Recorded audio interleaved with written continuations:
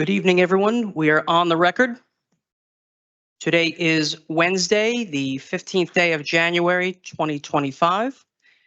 This is a regularly scheduled meeting of the Jersey City Municipal Council. We had a planned 6 p.m. start. My watch is showing 6:03 p.m. I will now call the roll. Councilperson Ridley, Just stepped out. Councilperson Prinzari, Councilperson Boggiano, Councilperson Saleh, Here. Councilperson Solomon, Councilperson Gilmore, Councilperson DeGees, Here. Councilperson Rivera, Here. and Council President Waterman.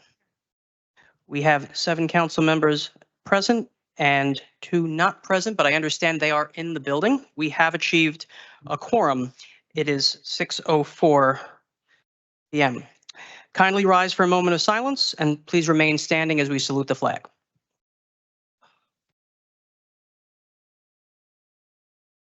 Eliza Rivera.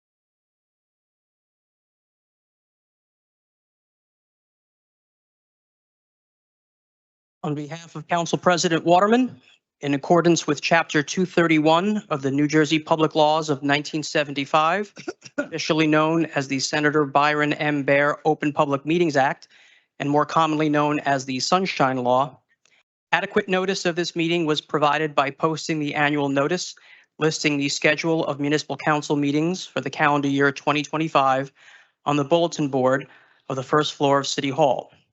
In addition, the annual notice was also filed in the office of the city clerk on Friday, November 15th, 2024. Moreover, at the time of its preparation, the agenda of this meeting was disseminated to the municipal council, mayor, business administrator, corporation council, and to the local newspapers on Friday, January 10th, 2025 at 5:40 p.m. The agenda was concurrently posted on the city's website.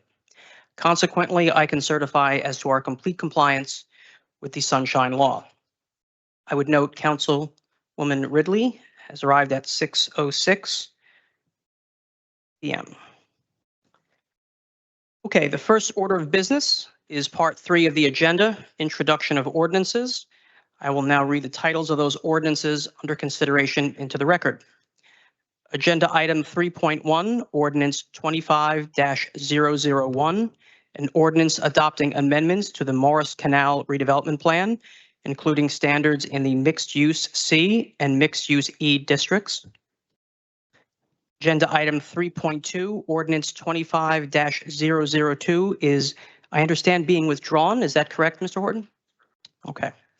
And finally, Agenda Item 3.3, Ordinance 25-003, an ordinance to amend and supplement Chapter 23, Municipal Court, Section 2, Numbers of Judges, Terms, of the Code of Ordinances of the City of Jersey City to increase the number of part-time judges from 5 to 6. Council members, I'm going to be taking a vote to introduce Agenda Items 3.1 and 3.3. Agenda Item 3.2 has been withdrawn. How do you vote? Councilperson Ridley. Aye for introduction. Councilperson Prinzari. Aye for introduction. Councilperson Boggiano. Aye. Councilperson Saleh. Aye for introduction. Councilperson Solomon. Councilperson Gilmore. Aye for introduction. Councilperson DeGees. Aye for introduction. Councilperson Rivera. Aye. And the Council President. Okay. Councilman Solomon made his entry at exactly the right point at 6:08 p.m. Agenda items 3.1 and 3.3 have all been introduced 9-0. Moving on to our second reading ordinances. Please be advised that there is a public hearing on every second reading ordinance, Anyone wishing to speak on an ordinance may do so, and each speaker will have 3 minutes to address the council, but remarks must be limited to the ordinances under consideration. That said, the first ordinance up for consideration is Agenda Item 4.1, Ordinance 24-104, which is titled An Ordinance Amending and Supplementing Chapter 69 Special Improvement Districts, Implementing Article 8 Cultural Arts Special Improvement District of the Jersey City Municipal Code. Mr. No, Gordon? that's supposed to be, Yeah. right. Yeah, that's, We're gonna carry this to the February 13th meeting, so we're not gonna do public speaking on this one. okay. Very well. In that case, may I entertain a motion to carry ordinance 24-104 to the February 13th meeting? Motion. I didn't catch who made that motion. Motions from Soleil. Motion made by Soleil. Is there a second?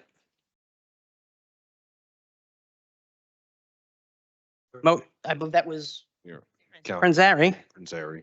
to carry, to second the resolution, motion to carry. On the motion to carry till February 13th, Councilperson Ridley, how do you vote? Aye. Councilperson Pranzari, Aye. Councilperson Bogiano. Should be pulled eternally, forever. Aye. All right, well, that's aye on the motion to carry, correct? Yes, sir. Yes, should be pulled indefinitely. Councilperson Soleil, Aye. Councilperson Solomon, I concur with Councilman Bogiano, but I vote aye. Councilman Gilmore, Aye. Councilperson DeGise, Aye. Councilperson Rivera, Aye. and Council President Waterman. Okay, ordinance 24-104 is hereby carried to the February 13th meeting. The council voted 9-0 to carry the ordinance. Moving on to agenda item 4.2, ordinance 24-107, an ordinance amending the West Side Avenue redevelopment plan to expand allowed uses in the Loft Residential District. We will now have a public hearing on this ordinance. Anyone wishing to speak, please line up in front of the podium. Second. Motion to close the public meeting made by Council President Waterman. I believe the second was Soleil. Soleil. On the motion to close the public hearing, how do you vote? Councilperson Ridley, Aye.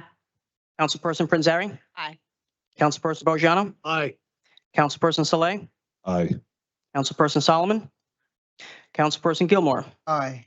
Councilperson DeGise, Councilperson Rivera, Aye. and Council President Waterman. Motion to close the public hearing passes 9-0. For final consideration of ordinance 24-107, how do you vote? Councilperson Ridley, Aye. Councilperson Pranzari, Aye. Councilman Bogiano, Aye. Councilperson Soleil, Aye. Councilperson Solomon, Aye. Councilperson Gilmore, Aye. Councilperson DeGise, Aye.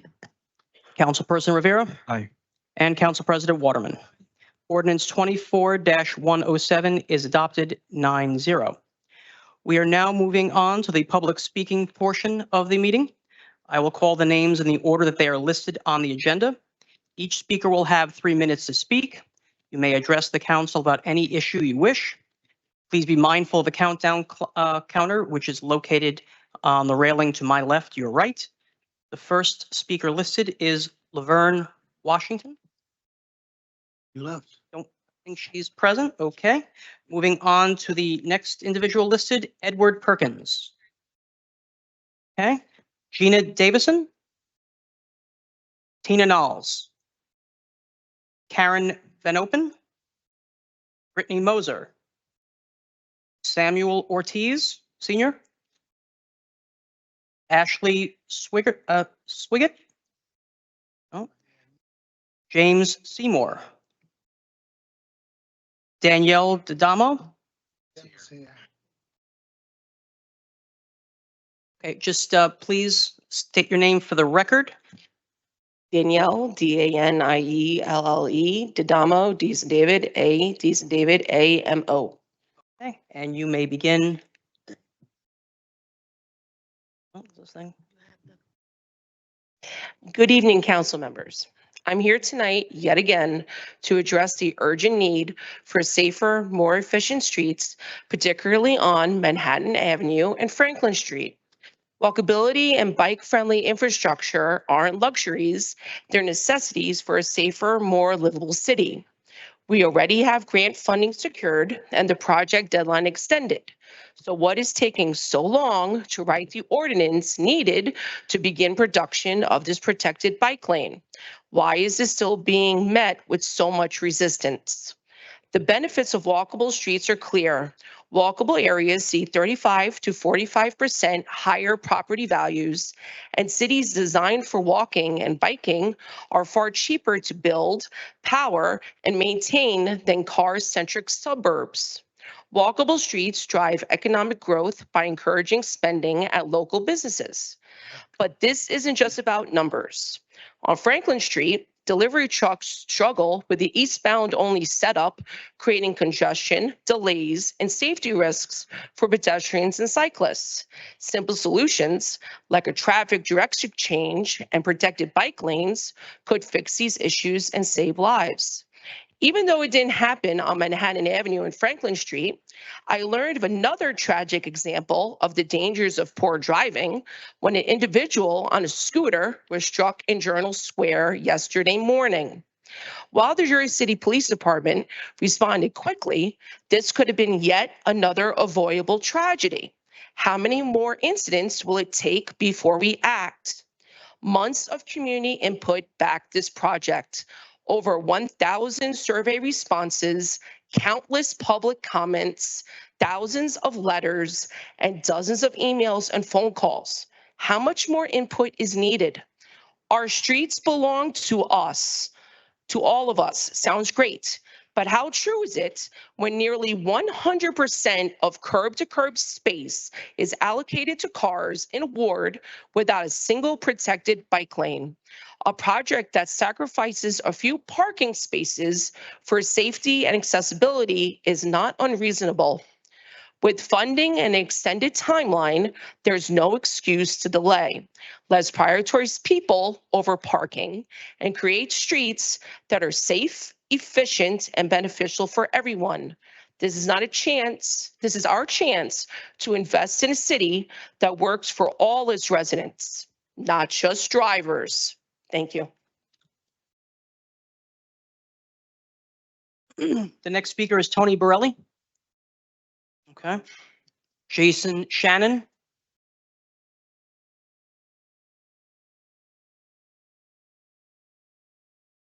State your name for the record, sir. My name is Jason Shannon. Okay, and your time starts now. I would like to talk about the culture of Jersey City. I'm going to focus on what I see on the street, but it's more than that. You'd be hard pressed to find a street in Jersey City without any illegally parked cars. At any given moment, there are hundreds, if not thousands, of illegally parked cars in Jersey City. This affects those of us pushing baby carriers that can't cross the street because the crosswalk is blocked on the other side. This makes negotiating intersections as a pedestrian or a car more dangerous. What I find most frustrating is that we all know this already. And the reason Jersey City has so many illegally parked cars is they know they won't get a ticket.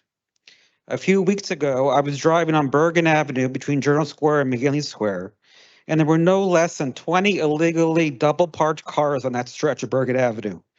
That's a one-lane street, so we all had to cross the yellow line to get around these people. And again, this happens because those double parked cars know they won't get a ticket. Now, cities are a lot of people in a small space, and that poses a challenge for all of us to cohabitate. And this is why we have rules for how we use that shared space. The problem is there's an ever-increasing number of selfish people abusing our public space. And for some reason, we have accepted this as okay. Nobody honked at those double parked cars on Bergen Avenue because it's expected. I don't think this is fair. As part of my architectural education, I've had the opportunity to travel to many cities around the world. I can tell you firsthand that a city can be safer, better pedestrian and car friendly, and more organized and cleaner than what we have here. What Jersey City needs is for its leaders to make a decision that our city can be better, to decide that order is better than chaos, that fairness is better than selfishness. We need a massive effort of education and enforcement of our public space. That's why I came here today to talk to you guys. You are our leaders, and I just wanted to, even though it feels like such a big hurdle to climb, you know, I've been here 20 years. I almost got run over twice last year at intersections with people who are driving recklessly, not stopping at stop signs, not stopping for pedestrians and crosswalks. It makes me want to leave this city. And I know it can be better. And it's really enforcement. You know, an illegally parked car is not hard to find. I get someone throwing litter on the ground, it's hard to catch that moment, but they're everywhere. You're going to leave here, you'll see hundreds of illegally parked cars.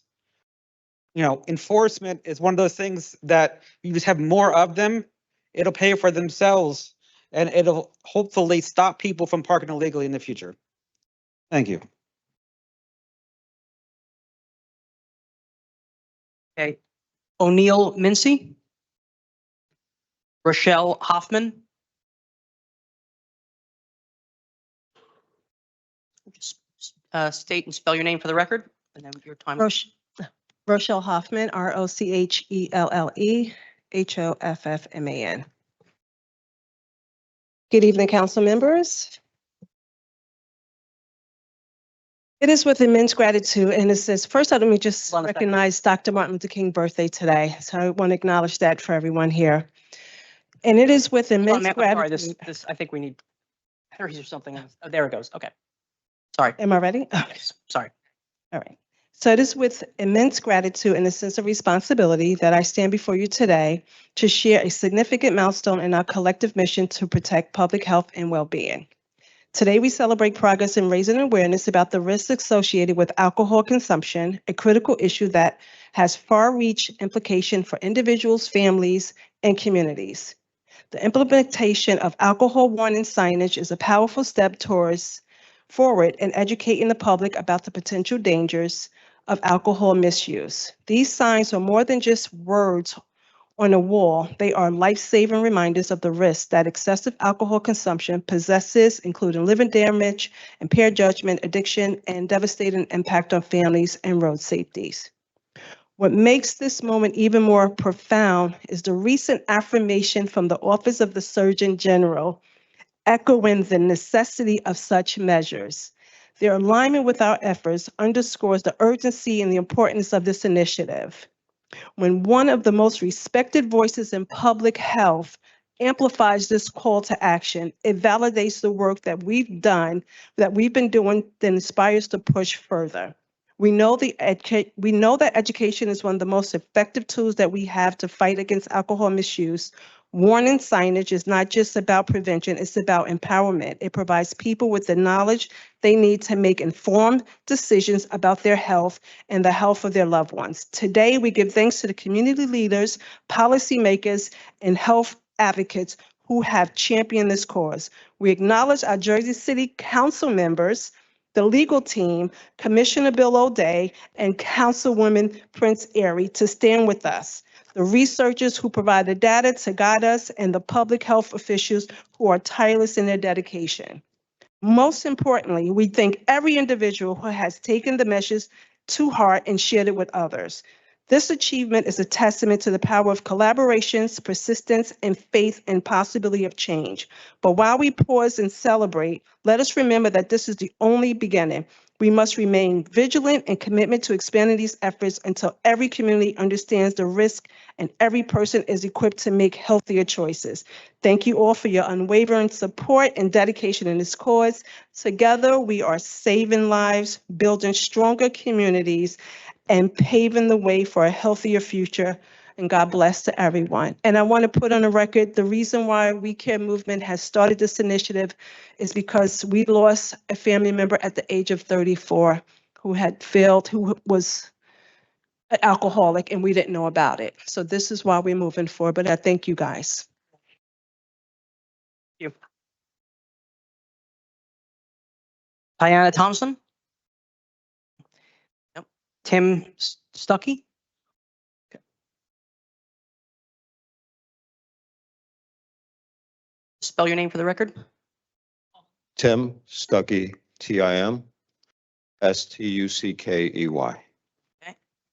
And, sorry, this thing is, I'm gonna be real quick now.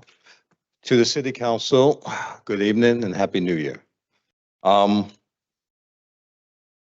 Unfortunately for me to stand before you is that I need to address a serious issue of an incident that happened to me personally this past Saturday at 9 o'clock at 147 Woodlawn Avenue.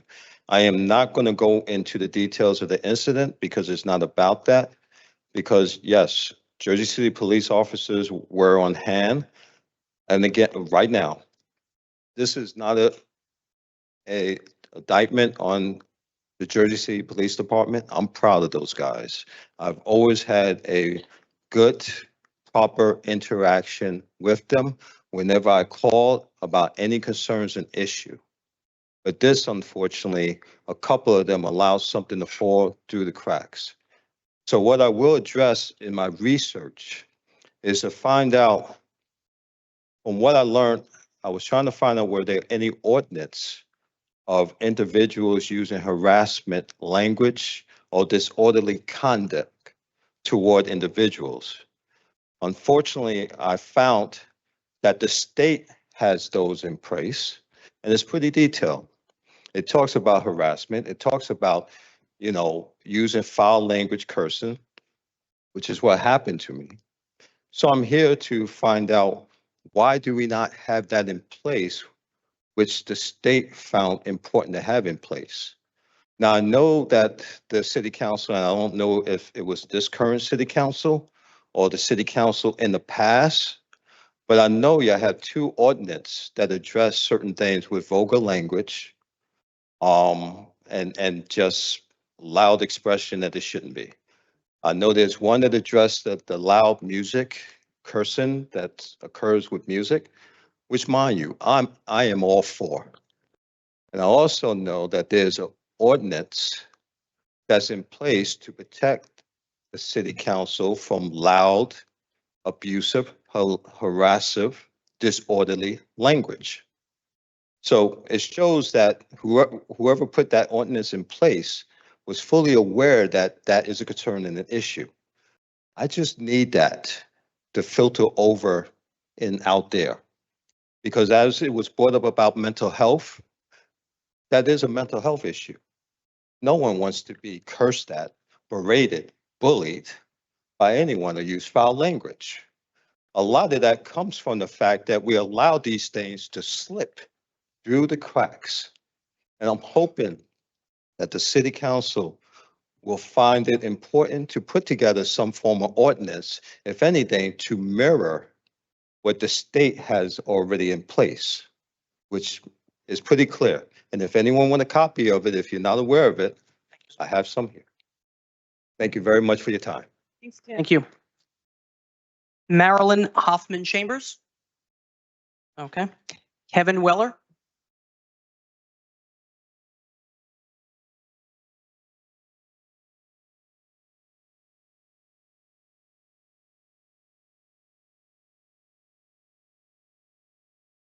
Sure, it doesn't say I'm not an attorney today, so I didn't want anybody to be confused. Still not an attorney. Okay. Just state your name for the record again, sir. Kevin Weller, Okay. President Portside Towers East Tenant Association. Okay. And It says rent control is living remarkably on my shirt. As many of you know, the question of who I might endorse for mayor of Jersey City has been a reoccurring topic of interest among tenants, the press, and even within this chamber.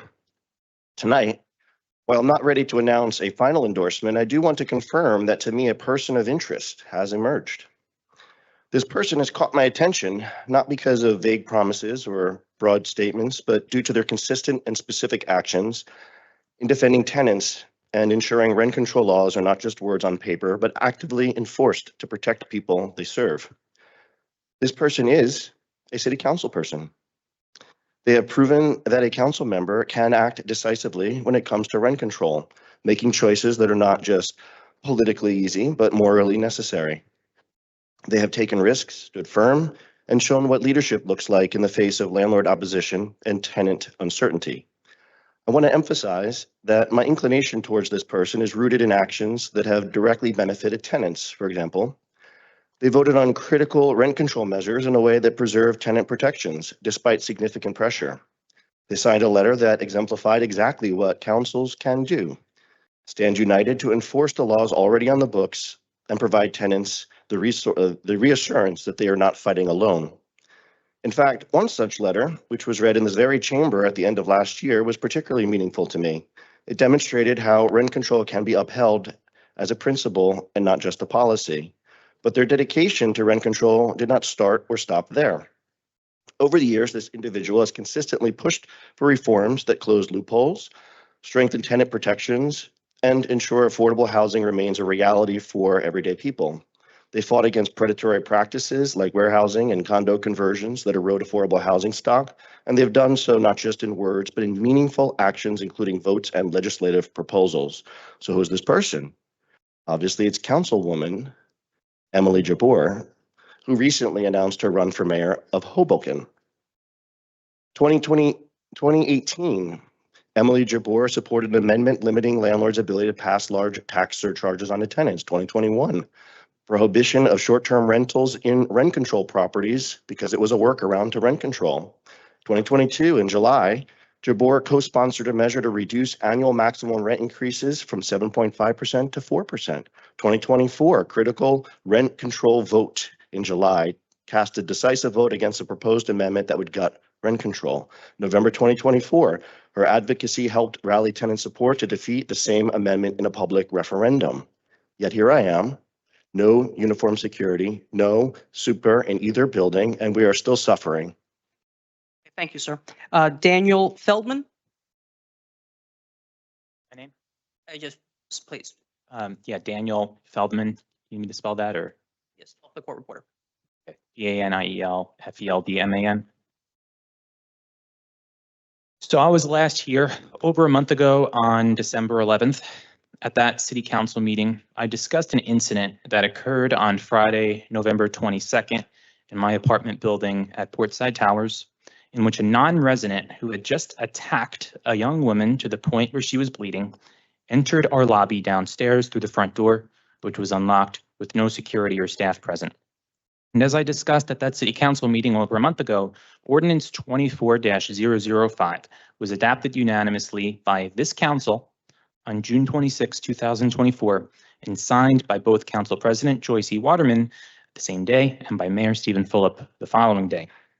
The ordinance amended Chapter 218, Section 1 of the Jersey City Municipal Code and specified that, quote, every owner or agent of an owner of a multiple dwelling of 100 or more dwelling units shall furnish a minimum of one uniformed security guard for each residential building in the property or community upon its premises 24 hours a day and 7 days a week. So I'm really disappointed that it's been over a month and there's no uniformed security in our building. You know, despite the fact that we've got lots of families with lots of small children living in our buildings who deserve the protection that the ordinance that Council President Waterman signed into law provides. An Equity Residential, which owns Portside Towers, has a history of neglect when it comes to protecting its tenants. At another Equity Residential building in California last April, a tenant opened fire using multiple AR-15 rifles and a pistol, despite other tenants warning management of his troubling behavior in the months leading to the shooting, as the shooter had made comments to kill residents and, quote, cook their bodies into tasty food, end quote. Tenants witnessed him brandishing weapons, stalking residents, and exhibiting signs of drug-induced psychosis. Despite tenants' warnings, Equity Residential failed to take any action until it was too late. We have a law, which you all agreed upon, that's supposed to protect us with 24/7 uniformed security. So why don't we have uniformed security? You know, it's one thing to have a law. You know, we spend time here discussing laws and ordinances, get them passed. That's great. But unless we actually enforce those laws, pretty much pointless to have a law if it's not being enforced, quite frankly. It's my fear that it will take a tragedy such as the one that occurred in April last year for the laws in this city to actually be enforced. And if something does happen, and we don't have uniformed security guards, as the law states that we should, blood will be on your hands.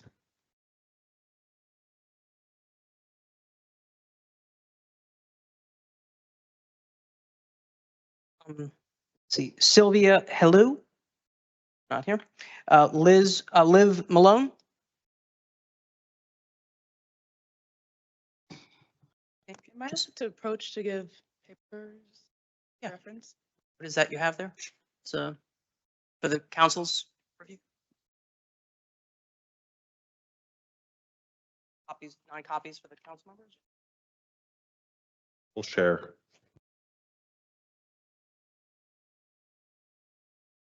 Hi, my name is Liv Malone. I live at Hold on, 429 wait, Bergen Avenue in Ward. Ma'am, hold on. Just Oh, yeah. spell your name for the court Oh, reporter. And LivMalone.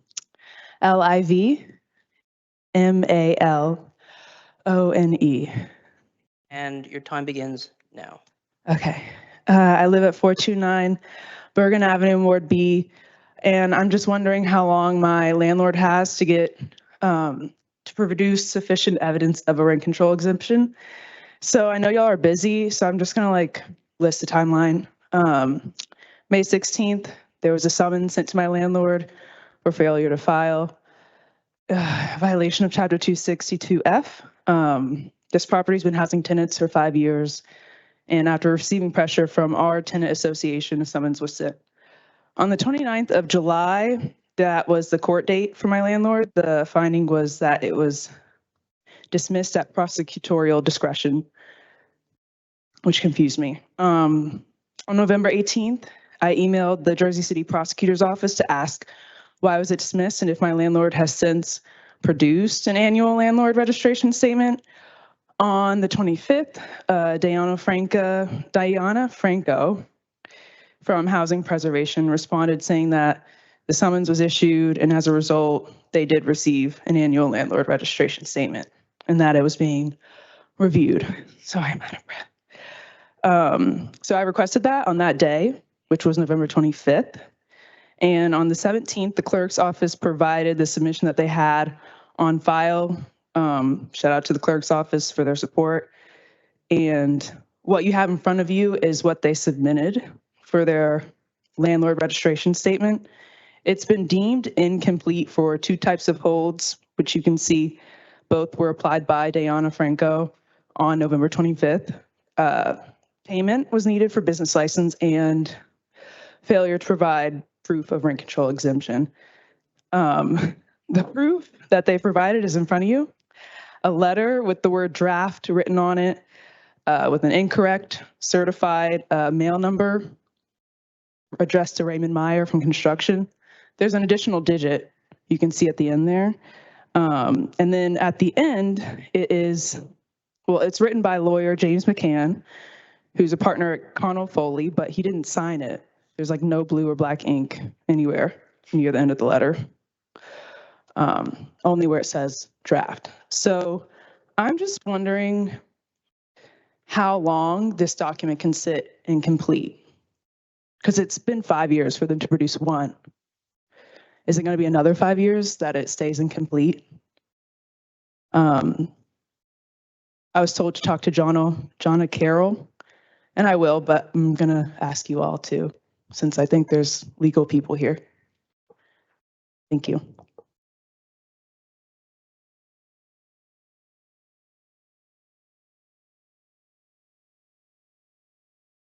The next speaker is Aaron Kent. Aaron here?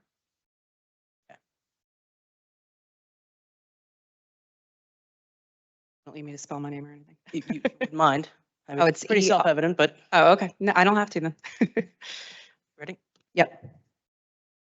Good evening, council members. My name is Erin Kent, and tonight I want to discuss the importance of separating rhetoric from reality and evaluating our city's progress. In the 2024 State of the City address, Mayor Fulop painted a picture of success.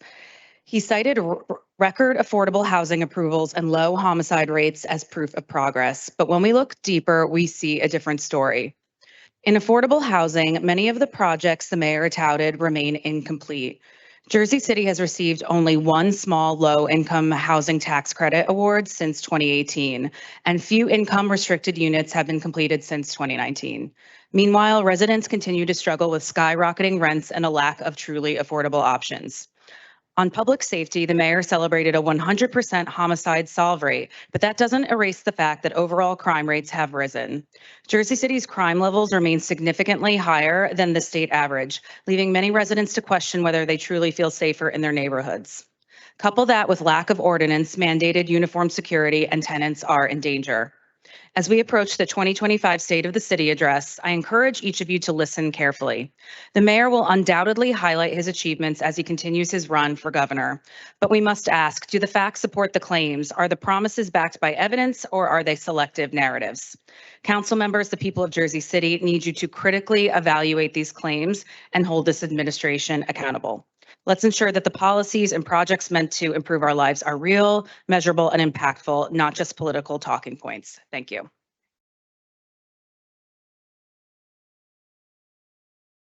The next speaker is Brendan Coughlin.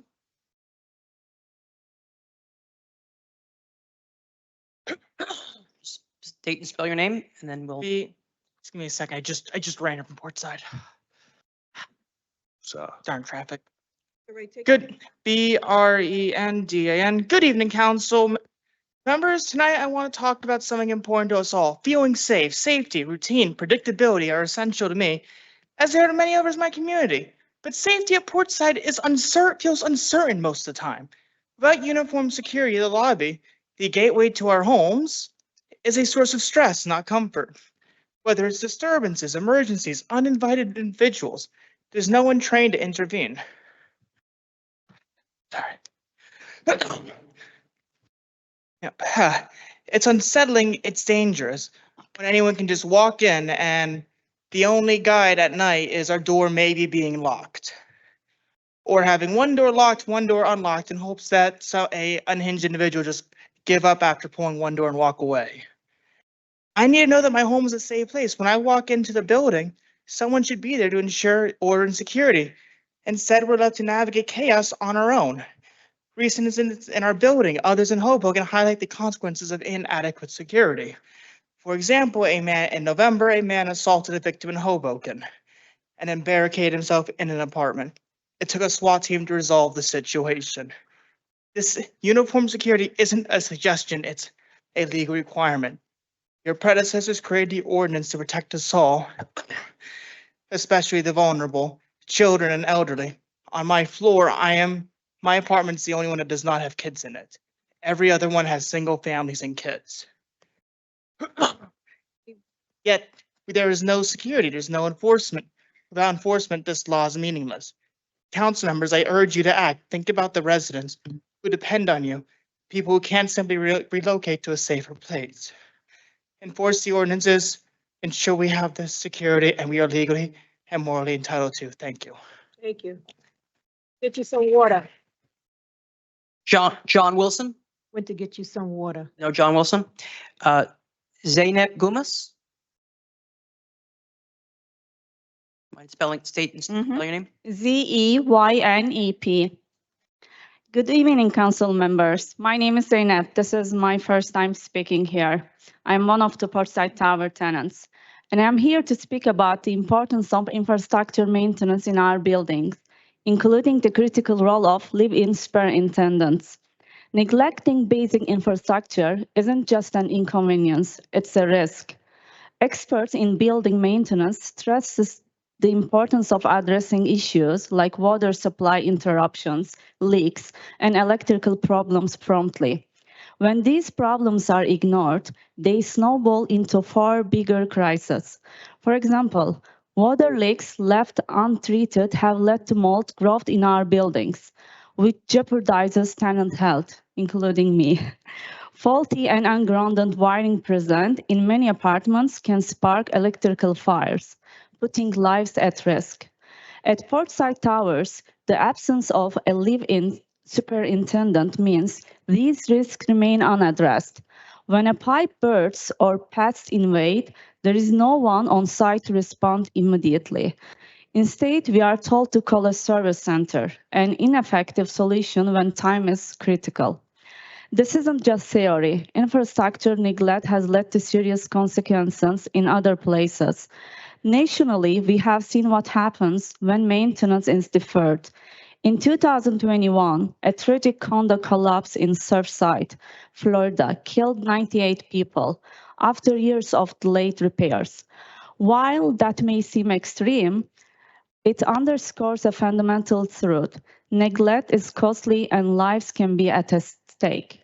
You can act. Recommend the 3 essential steps to prevent these failures.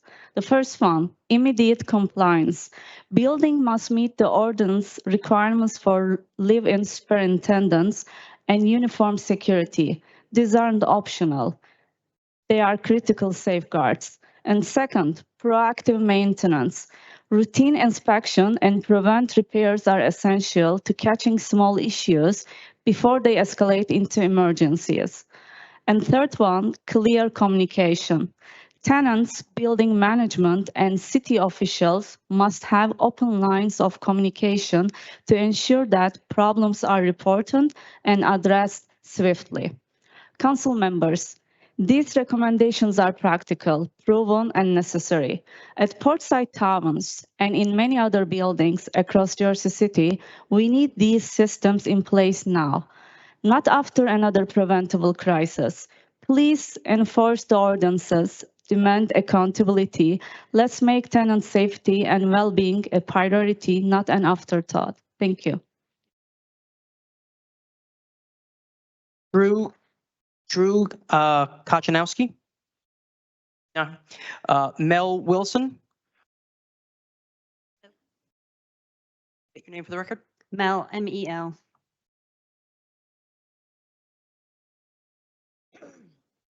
Excuse me.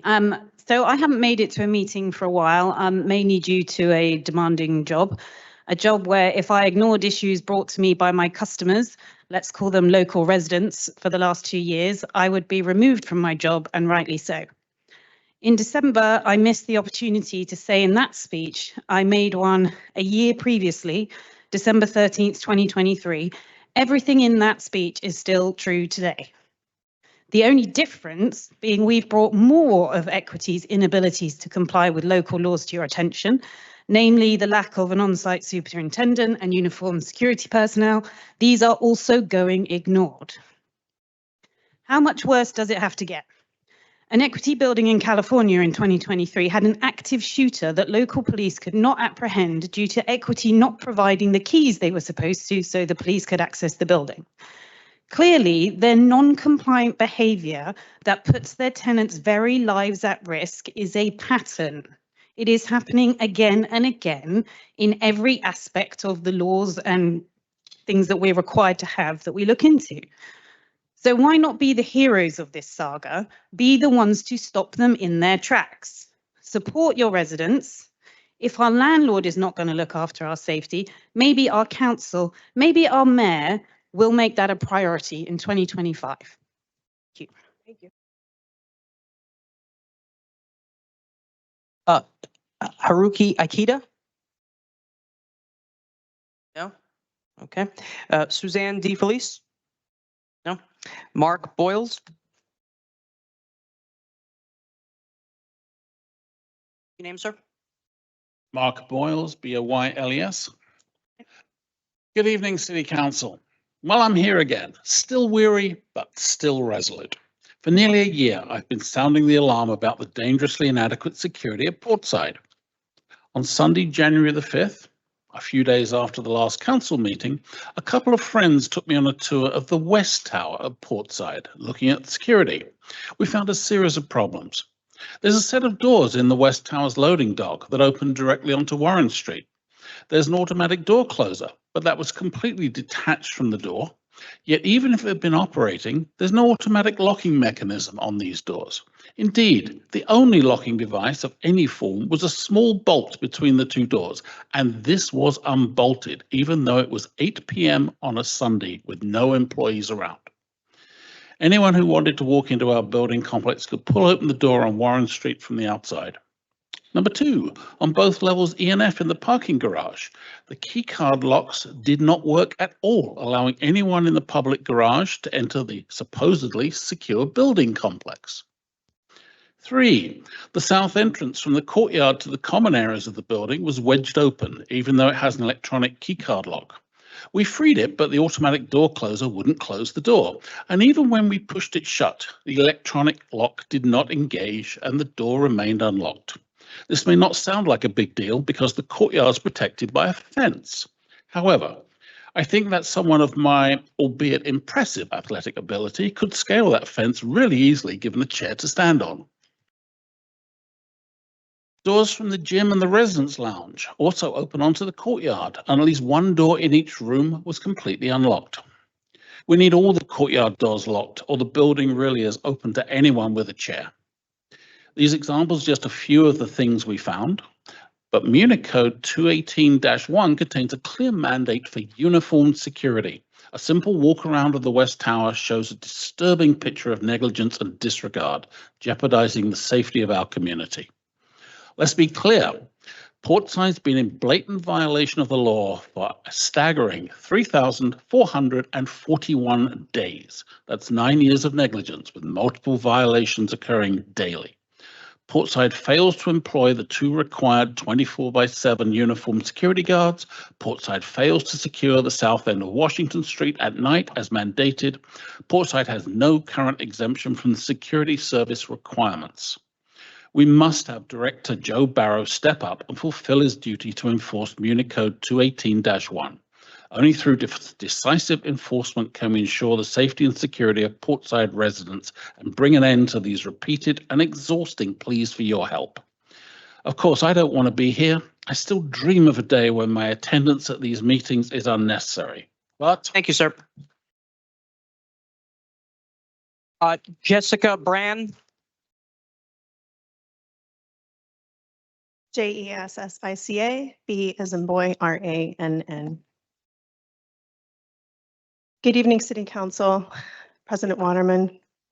As you know, I'm a scientist by profession, and my work revolves around understanding systems, leading a systems science team, systems biology team, analyzing failures, and developing evidence-based solutions.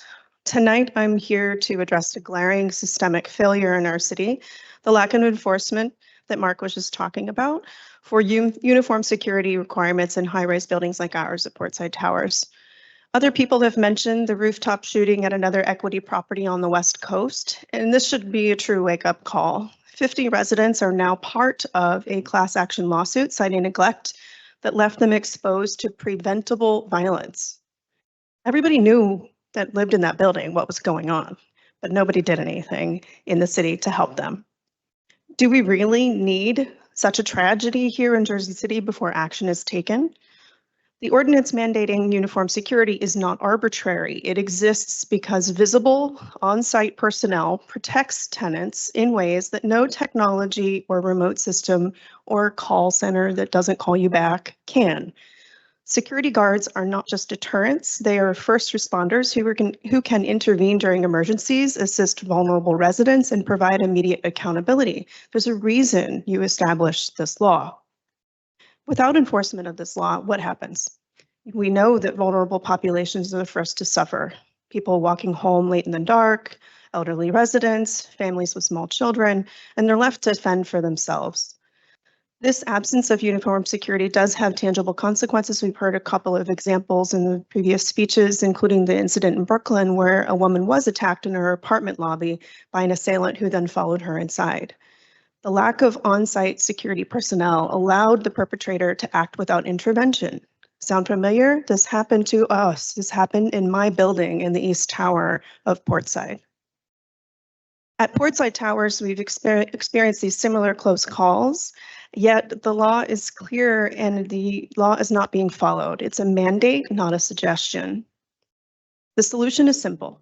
Please enforce the laws already in place. Send a message to landlords that tenant safety is not optional, because Jersey City and your constituents deserve better.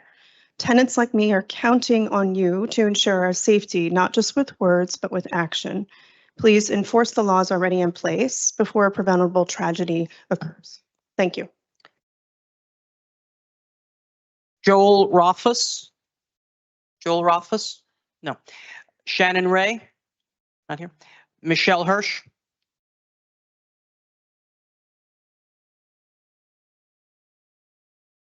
State your name. My name is Michelle Hirsch. Good evening.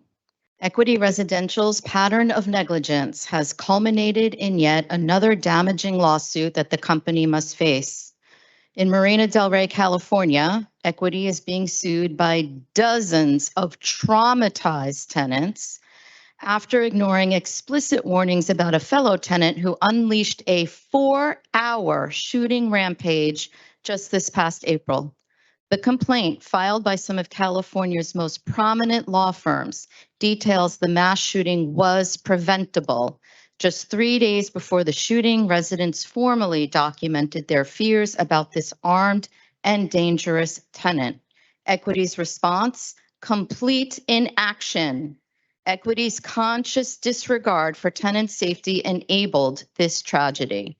Here at Portside, we experienced the same deadly indifference. When a bullet pierced a 19th floor window in June, when a bloodied woman tried to seek refuge as her boyfriend entered the lobby, actively attempting to hunt her down, and when a tenant's apartment was on fire.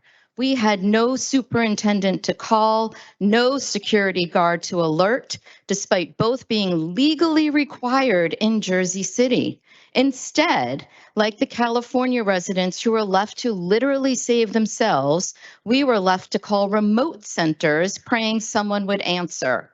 Fellow Jersey City tenants, document everything. Report violations to rentcontroljc@gmail.com. To city council members from coast to coast. This is a calculated business strategy by Equity Residential to maximize profits by deliberately violating safety laws. While Equity's lawyers craft untrue, flowery statements to you about tenant welfare, the company systematically ignores your unenforced laws requiring on-site supers and uniformed security guards. Equity Residential's calculated negligence and disregard for laws is documented in class action court filings across the country. Every day they ignore laws is another day of evidence for the next lawsuit. Equity leadership, the time of treating your tenant's safety as an optional expense and ignoring laws because violations are cheaper than compliance is over. Hire qualified supers and 24/7 uniform security for our buildings now. That's NOW now, as in immediately. Thank you.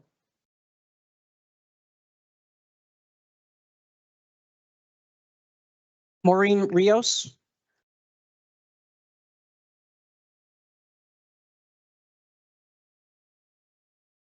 I think she's.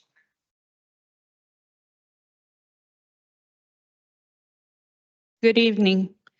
My name is Maureen Rios. I live at 50 Martin Luther King Drive. I'm a longtime Jersey City resident. I live here 25 years, and the building is a rent control building. Our building, supposedly the landlord supposedly be selling, but he say he's not selling. The wife and the daughter is selling. We don't know the situation, but we have unsafe issues, plumbing issues, discrimination issue, intimidation issues. We have people that are calling us, the buyers, intimidating us on the phone, telling us that we have to move. When I tell them we're not going to move, they have to go through procedures. They get upset with me on the phone. They also, a lawyer called us and told me that we had to move. I told them I wasn't moving. And she, after I explained to her what they was doing illegal to us, the landlord, by not letting us, notifying us that they selling, she said, I'm not getting involved. I'm out of this one because you already explained to me that everything they doing is illegal. I really need the city to get involved with this landlord because the daughter also intimidate us, tell us that we have to put our money orders and our check under her name. She's not the landlord. When we put the money under his name, she gets upset and she sends us nasty texts. She's got like about 9 tenants in the building that send her Zelle, which I think that should be illegal because that's going into her bank account. It's not going into our, the building bank account. and we can't get nothing fixed in the building. When I asked him to fix, he said he don't have no money. The daughter and the wife has the money. We have on unsafe and unhealthy environments. Like I tell you, it's only coming from the daughter and the wife and him. We can't get nothing straightened out in this building. Some of the tenants are very scared because they intimidated them. And in this building, we have a lot of undocumented people, and I feel sorry for them. And also, we have a lot of elderly people, and we have children in this building. I have copies of some of the things that we have issues with. I called the health department. I called the city inspectors. They started their summons on Friday because I have all my reports, everything that's going on in this building. I have pictures of leak, everything. And we really need the city to get involved because I know these people are going to be, they don't know where to go. They don't know what to do. I told them that they needed to unite with me to come here with me today so I could speak, but they were scared because they keep telling them they're going to make them move. We haven't had a lease in 25 years. Thank you, ma'am. Danielle Udell? Daniel Udell? Udell? Okay. State and spell your name. It was right the first time. Okay. Hello, council. Nice to see you again. My name is Daniel. I live in Ward and vote in Ward D. I biked here tonight because despite the cold, biking is still the best way for me to get around. Transit alone is unreliable. I don't own a car. Ubering everywhere is expensive. Meanwhile, biking is free and fast. I can get to New York in 30 minutes, my Ward A synagogue in 20 minutes, City Hall in 15 minutes. Biking saves me time, but it's not yet safe in Jersey City, where I'm more likely to be injured or killed on a bike than I am in Hoboken or New York. So thank you, all of you, for voting to accept state funding to build the Manhattan-Franklin bike lane in the Heights. Now that you have the funding, please use it. Build the bike lane. For those of you who are still undecided, I could emphasize what I and others have already made plain, that the bike lane is widely liked by residents and building it will make Ward D safer. I could emphasize that in every country and city where bike lanes have been installed, they've made streets less dangerous, improved air quality, and eased the cost of living. But you know that already, and by now you either care or you don't. So resident to resident, here's what the Manhattan-Franklin bike lane means to me. It means freedom of movement and from fear, knowing that I can get across town and by extension downtown faster and more safely. It means I can spend money at my favorite businesses, spend time at my favorite parks, and get groceries at Stop and Shop, all while being measurably less likely to die. It means community because my neighbors and friends in other wards will feel safer biking in the Heights. It means family because my wife will have more peace of mind when I leave home on a bike, and that if we have children, they'll be able to explore their city freely. Council, bike lanes won't stop any of you from driving safely, but refusing to build bike lanes will stop me from biking safely. So unless you think that I don't deserve equal access to the roads that my taxes equally pay for, you know what to do.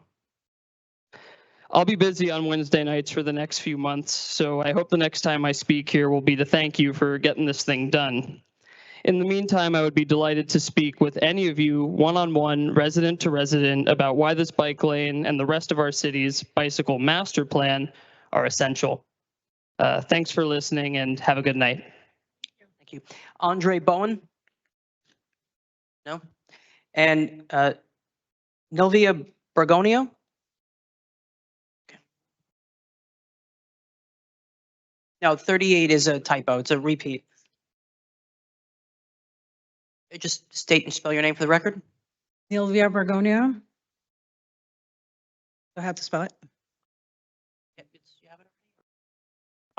You got it? I was here originally to speak about the SID tax issues that we're having as residents. But I am today very surprised about enforcement. All around the city, I hear the same thing.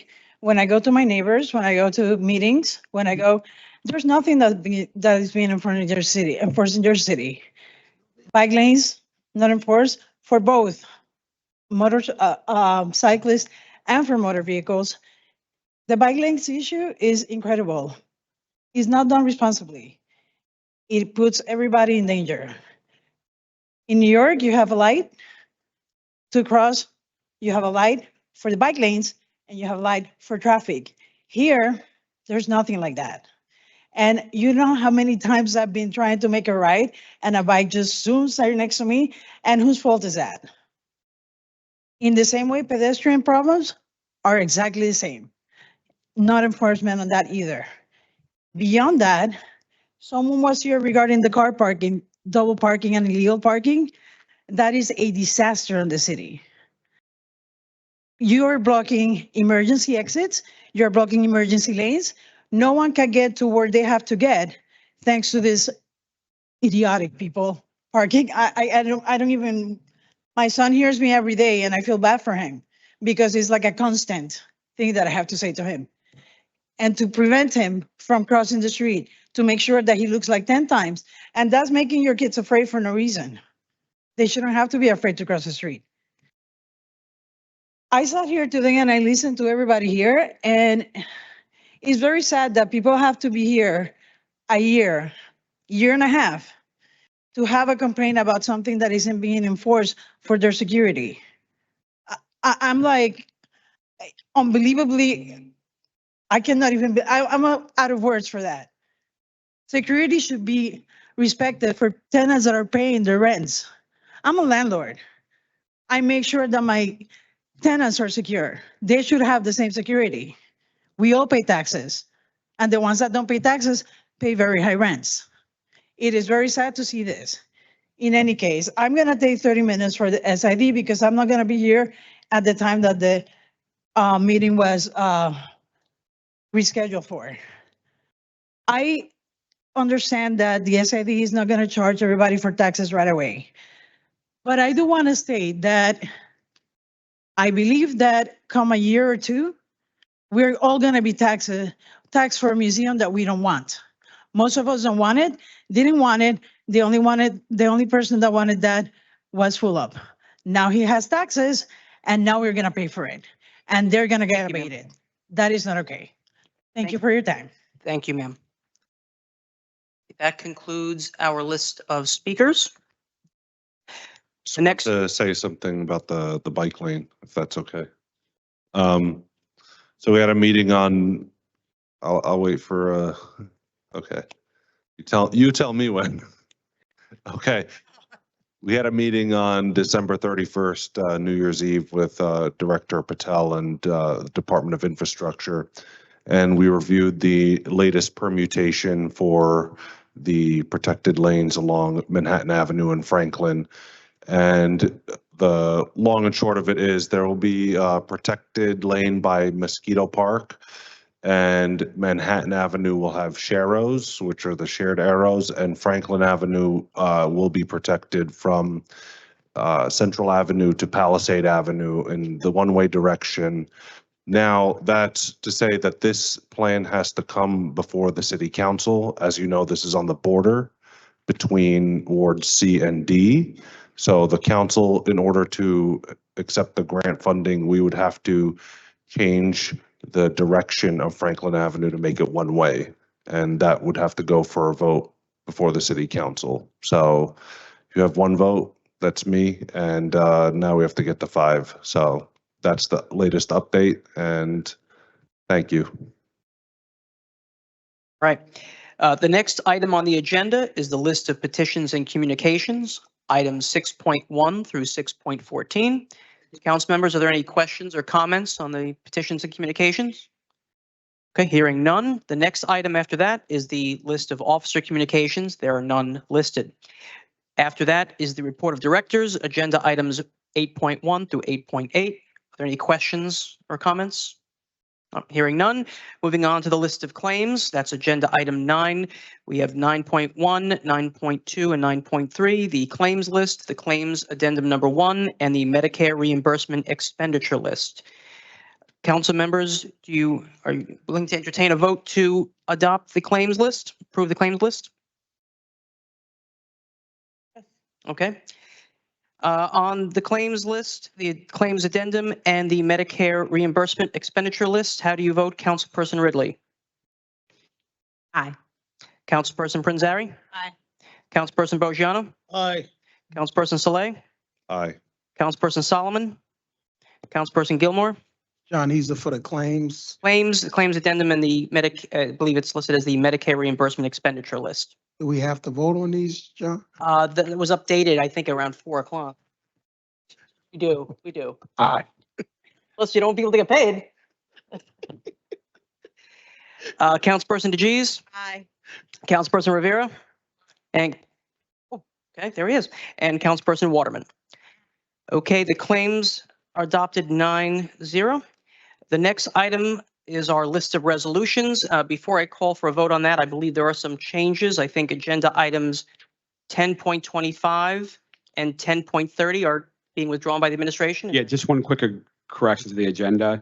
They had 1028 is withdrawn. It's actually 1025, resolution 25-028 that's being withdrawn. And then 1030, item 1030, which is 25-033. That's a City Hall Park. We had some questions from the council about it, so we want the director to be here in order to address the council and resolve any issues you guys might have. 10:30 is being pulled, Peter? Yeah. Yes, Rich. Councilman. 1025 and 1030, correct? Yeah. I also understand Councilman Saleh has an amendment, Yes. correct? For That's 1014, I'd like to motion to amend the resolution. that's resolution 25-017, correct? Yes. And do you have the language that you wish to? Yes, sir. Give me 1 second. It would be now therefore be it resolved by the City Council of the City of Jersey City as follows. There's section 3 I'd like to add. And the section 3 would state explore methods to alleviate housing unaffordability in Jersey City, either within the redevelopment plan area or off-site within the City of Jersey City. Their motion to amend resolution 25-017, the language presented by Councilman Saleh.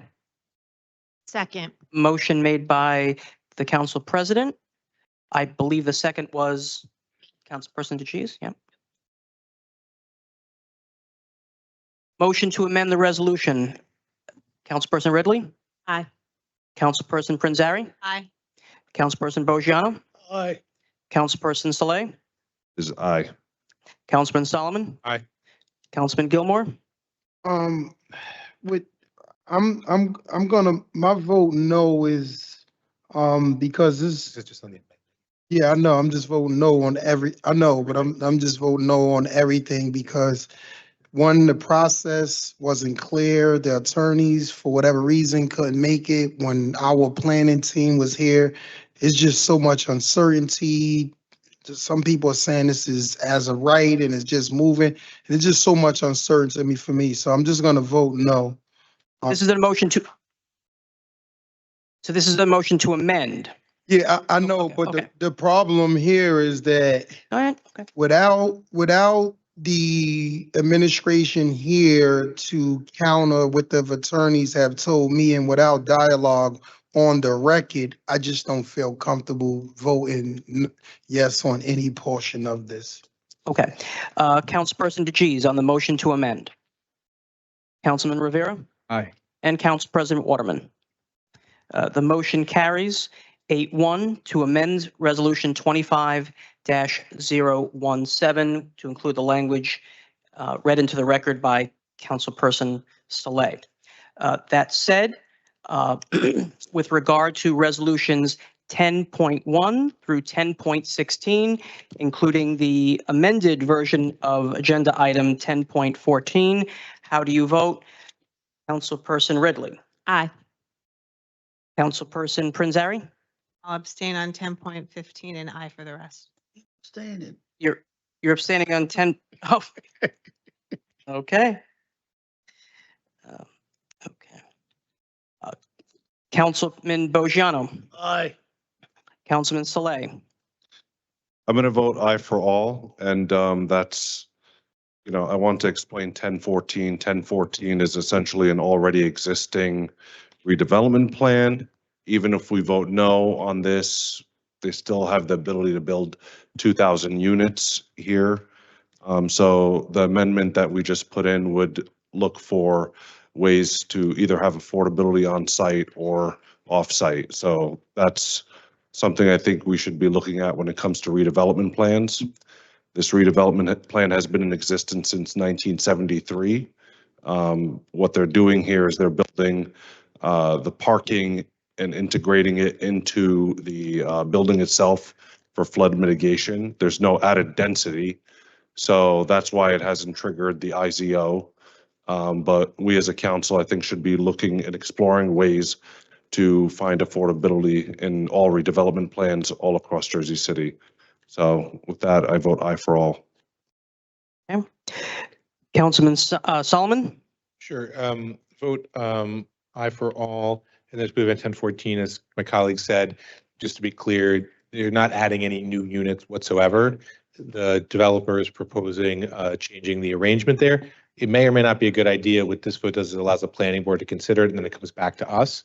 So we have the ability to approve or reject it when it comes back to us after review. So it basically just starts a process of review. And so with that, we vote aye. okay. Councilman Gilmore, I'm going to vote, we're voting on resolutions 10.1 through 10.16. I think you foreshadowed your vote on 1014. I just want to, Yeah. for the record. I just want to reiterate, because it's just been so much uncertainty, and I really would have liked for either Matt or Tanya to be here to either say what the attorney said was a true statement, or if it's not a true statement. I just know anytime that we enter into conversations about opening up redevelopment zones and you have zero affordability, that draws a red flag for me. So in light of all of that, I'll vote no and I'll vote aye on the rest. Councilperson DeGise, Aye. Councilman Rivera, Aye. and Council President. Okay. Resolutions 10.1 through 10.13 are all adopted 9-0. Resolution 1014 is adopted 8-1 with Councilman Gilmore opposed. 1015 is 8-0-1 with one abstention, Councilwoman Prinzary. And resolution 10.16 is approved 9-0. With regard to resolutions 10.17 through 10.27, again, remember 1025 is being withdrawn by the administration. How do you vote?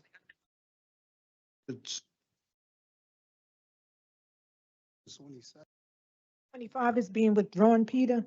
A mortgage. No, agenda item 10.25. Agenda item 1025, which is resolution 25-028. It's a mortgage discharge. Oh, I just want to make sure because a lot of times I know there's a deadline. Yeah, well, the issue with this, without getting too much into the family's business, is that there's Councilman, if I may. Yeah, go ahead. The director requests be pulled. There's some issues with the actual application. So we just wanted her to make sure she checks her and does the due diligence before we proceed with it. Thank you, Peter. With regard to, again, resolutions 10.17 through 10.27, obviously 10.25 being withdrawn. How do you vote? Councilperson Ridley. Aye. Councilperson Prinzary. Aye. Councilperson Bogiano. Aye. Councilperson Saleh. Aye. Councilperson Solomon. Aye. Councilman Gilmore. Aye. Councilperson DeGise. Aye. Councilperson Rivera. Aye. Council President Waterman. Resolutions 10.17 through 10.27 approved. Obviously, 10.25 was withdrawn, all approved unanimously. And the balance of business, Yes, 10.28 through, all right, so 10.28 through 10.37, with 10.30 being withdrawn. That is Resolution 25-033. How do you vote, Councilperson Ridley? Sean, John, John, I mean, one is being withdrawn, 10:30. do we agree to sit down on 10.37 and speak to all the individuals, recreation? Rich, this is just a vote I know. to urge. There's no, anyone can put someone up to be considered. This is not to give them We're considering a job right here. Fine, but when we sit down, we should sit down with everybody. I don't care. As I said, I don't know Tom. Everybody recommends it very highly, but I think we should sit down with everybody because a lot of people are calling them. We still can do that, Rich. There's a temporary appointment, I think, of Right. 90 days and another exercise of another 90 days. And, you know, anyone can recommend anybody, yeah. All right. Okay, any other questions? No? Again, with regard to resolutions, agenda items 10.28 through 10.37, the balance of business, with agenda item 10.30 being withdrawn. How do you vote, Councilperson Ridley? I'm going to abstain on 1037 and vote aye for all the rest. In regards to 1037, as probably most of the council people, I was contacted by several individuals in the recreation department inquiring about possibly being appointed as director. We know that it is the mayor's appointment. Those people that did reach out to my office, Mr. Best was not one of those people. So I feel that because I know and I've spoken with some of the people that I've worked directly with in recreation, I think that everybody, again, this doesn't not give everybody a fair shot, but I wouldn't want to recommend somebody having spoke to some of the other individuals in recreation that I have done work with. I have not done work in recreation with Mr. Best, but I think that based off of comments from other council people and Councilman Gilmore, who actually did work in recreation, I think that he is a good candidate and he should be considered. So I do want to say that I think that we should look within that recreation department first when we are considering who that new director should be. And I echo Councilman Gilmore's sentiments about making sure that we are looking into diversity as we continue to tout to be the most diverse city in the nation. We have to make sure that we are doing that within as well. So I wish Mr. Best all the best, and I'm asking that the administration does make sure that he gets his fair shake at being the director. Okay, Councilperson Prinzari? I'm going to abstain on 1037, aye for the rest. Not going to belabor the point here, but there's already been a temporary acting director appointed that was starting January 1st. That is a 90-day appointment. I've had other people reach out to me. I did speak with Mr. Best this morning. I think that there's a lot of qualified candidates, and I think that if people want to be considered to the appointment, they should speak directly to the mayor and the administration, and also city council. So I think that to make sure that it's a level playing field, this is in the best interest for me to abstain. Just to recap, you're voting aye on all the rest, 28 through 30 through 36, and abstaining on 37, correct? Okay. Okay. Councilman Bogiano? No on 1033 and I'll abstain on 1037. You said no on 33 and abstain on 37, is that right? Yes. Okay. Okay. Councilman Saleh? I'm gonna vote. Let me abstain on 1037, even though I just met Thomas Best, and you know, I take everything that Councilman Gilmore said to be true, and I'm sure he's an amazing man and could be a great director. But I also know a lot of other people within that department, and I will, you know, field whoever the mayor is going to put forward and take it from there in terms of assessing their qualifications. But with that, I vote aye for all. Okay. Councilman Solomon? I will vote aye for all. A lot of wonderful folks who could be a new rec department, obviously be appointment from the mayor, but two things are clear. Mr. Best is extremely qualified for the position. And two, as Councilman Gilmore laid out, among the appointed directors for the Faulkner Act, we don't have, I think, a single African-American appointee. And then if you look at the broader leadership across the city, when you look at, positions like tax assessor, tax collector, housing authority director, JCRA director, when you add all those other positions, not nearly as much as the city needs, given how diverse we are. So I think for those reasons, I vote aye for all. Councilman Gilmore? I'm going to vote no on 33. I think I think we need to do a better job with negotiating returns for installing these bike racks that they want to put throughout the city in the southern portion, as I understand it. I just don't think it's a good business model for us to have to put equipment there for the company to profit offer. So I'll vote no on that. I'll vote aye on the rest. In regards to 37, I've known Mr. Best for several years. He's been working in recreation. I know he's been working for the city for around 20 years. He's extremely qualified. He's been doing a lot of the actual work in recreation for several years now. And I think it's a great thing to, at the very least, have the man considered. We bring directors in all the time, sometimes without even the council approval, people from all over the country, and to not have a homegrown individual have the opportunity is just beyond me. So I'll vote aye on all of them except for 33. Councilperson DeChese? I know that 10.30 was withdrawn, but I just want to put statements on the record and gear them towards administration as well. I am not going to vote on anything from the Division of Architecture unless on the same agenda, the public bid for Halliday's Firehouse is on there. It has been far too long that it's been going on. If the fires in California and around the country have taught us anything, we're one bad day away from national tragedy. The public bid to repair and do the reconstruction on that firehouse needs to be on the next agenda, or I'm not going to vote for anything else from this department. And I love this department and division. I vote aye on all. Well, I will abstain from 1037. I do want to thank Councilman Gilmore for doing this, though.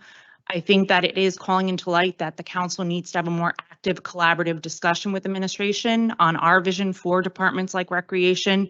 We should be made aware of the candidates, and we should be looking within our own department and our own city for them. Thank you. Councilperson Rivera?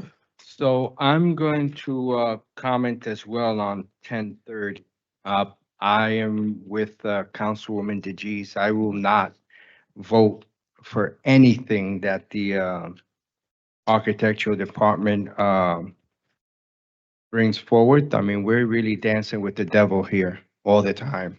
And the people in that community, God forbid, and I hope that they're okay, but we are a blink away from tragedy. That firehouse needs to be done.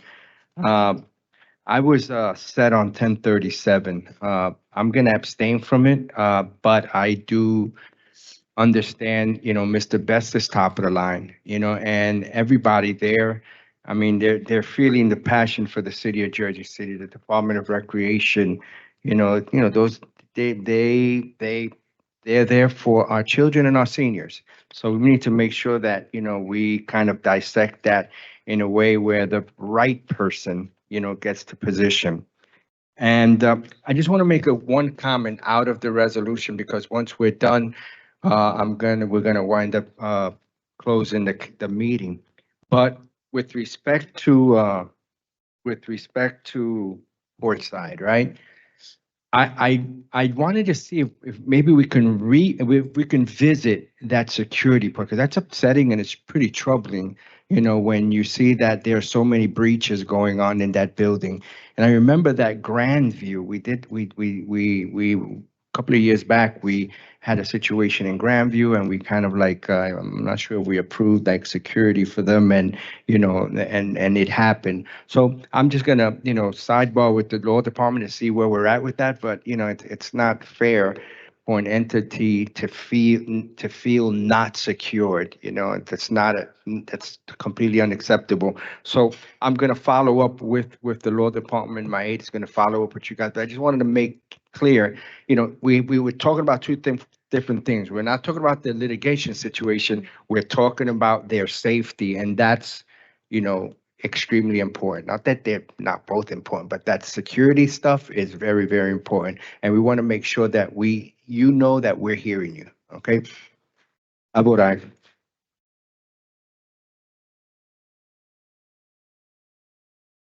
So just to be clear, Councilman, you are voting aye for all with the exception of 1037, which you are abstaining on, correct? That's correct. Okay.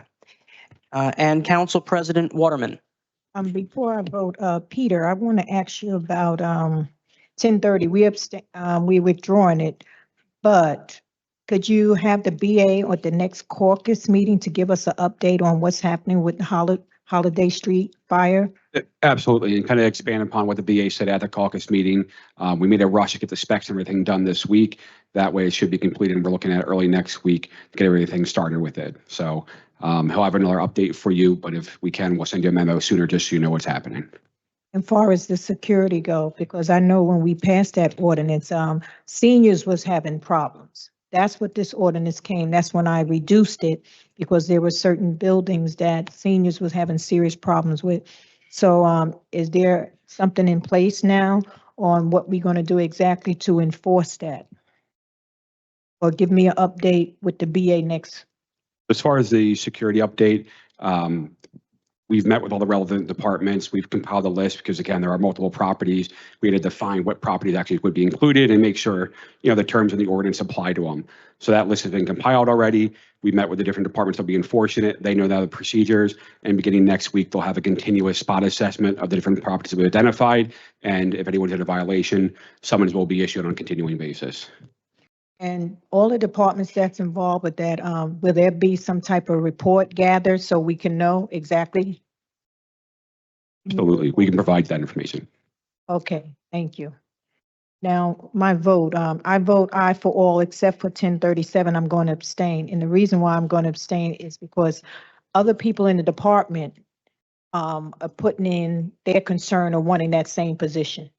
And so in order to be fair, everybody should have a chance to go for that position. But I'm a firm believer of hiring inside because I think the people who work for the city for a long time, who have proved themselves, who have elevated in different positions, have a right at a certain time when a position open to go for it.